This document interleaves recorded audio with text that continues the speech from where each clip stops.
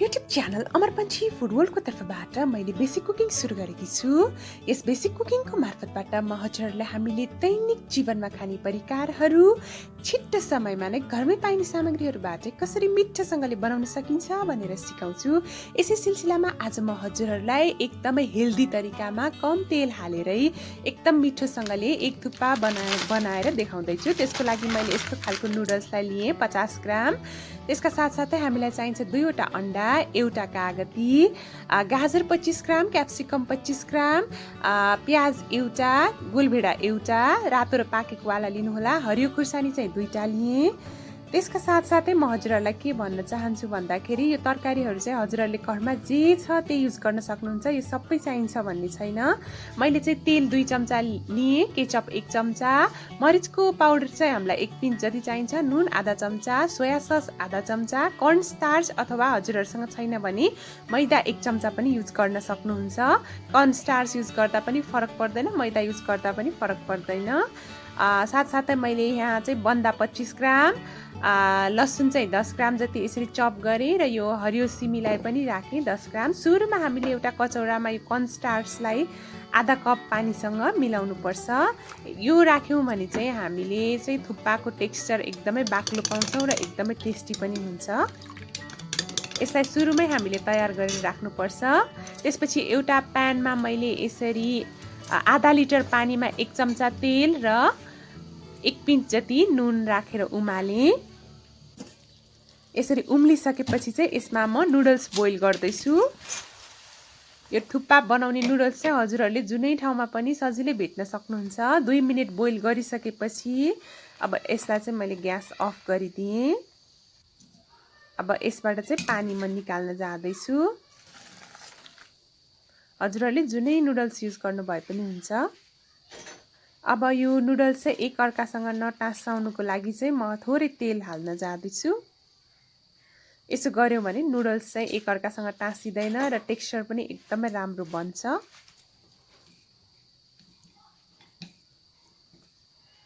आजको थुक्पा चाहिँ मैले एकदमै नयाँ तरिकामा बनाउँदैछु।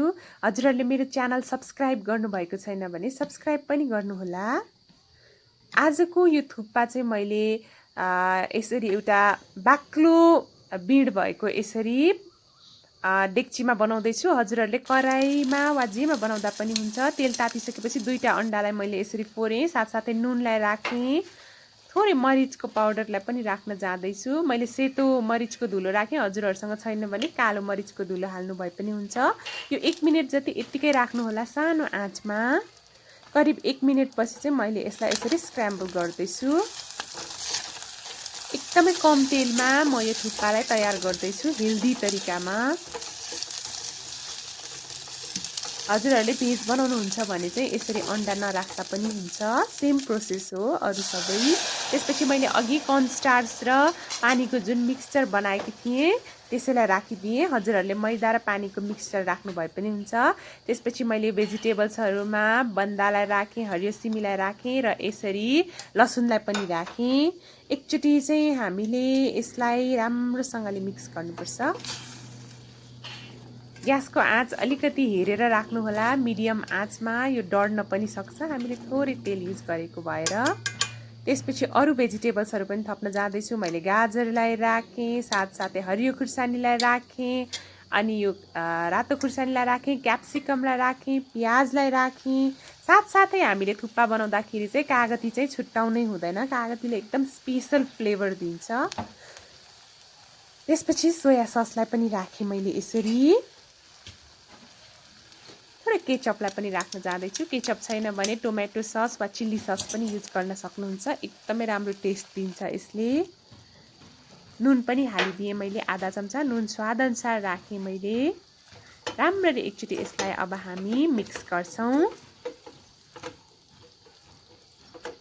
अरू थुक्पा बनाउँदा जस्तै यसलाई चाहिँ सबै भेजिटेबल्सहरू फ्राई गरिरहनु पर्दैन। यो तरिकामा बनाउँदाखेरि हामीले एकदम हेल्दी तरिकामा बनाउँछौँ।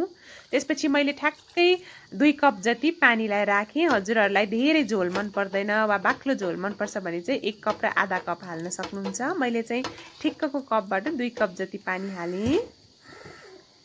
त्यसपछि यसलाई हामीले राम्ररी 2 मिनेटसम्म उमाल्नुपर्छ। यो नउम्लिकन चाहिँ चाउचाउ हाल्नु हुँदैन। यतिको भइसकेपछि चाहिँ मैले यसरी नुडल्स पनि हालिसकेँ, हेर्नुहोला। पुरै नउम्लिकन नुडल्स हाल्यौँ भने चाहिँ नुडल्सहरू एकअर्कासँग टाँसिन्छ। र नुडल्स राखिसकेपछि चाहिँ धेरै बेर नउमाल्नु होला। 1 मिनेट मात्रै यसलाई हामीले लो फ्लेममा उमाल्छौँ।